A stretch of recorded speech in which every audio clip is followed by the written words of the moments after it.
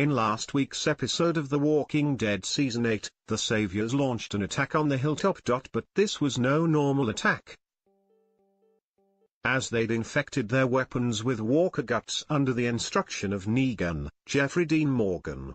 As a result, the majority of those injured turned into walkers overnight, while Tara, Alana Masterson, remained in the land of the living. That's probably because the arrow she was hit by came from Dwight, Austin Amelio, who is secretly still on her side and hadn't covered his weapons in guts. But that didn't solve the riddle around the speed at which people turned. Considering the show has pictured characters coming into contact with the dead's innards before. Take Season 1, for example.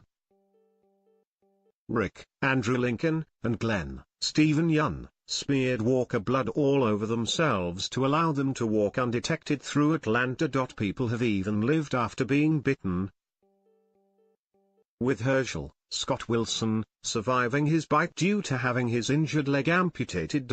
It seems writers expected the questions from viewers, as they had Daryl, Norman Reedus, seemingly answer it in this week's episode. Rather than believe Dwight is still fighting on the same side.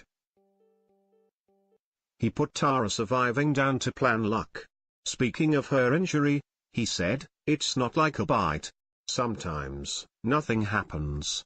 Of course, that doesn't explain people who are never bitten that and still turn into walkers. And the explanation for that everyone carries a virus which causes the transformation upon death, doesn't really fit with what Daryl said. So with that in mind, is it safe to assume that the Walking Dead writers also don't really know how or why people turn?